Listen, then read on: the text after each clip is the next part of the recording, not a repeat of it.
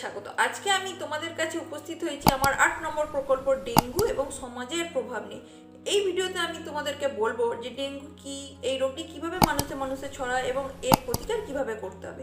তো চলো বন্ধুরা, শুরু করা যাক।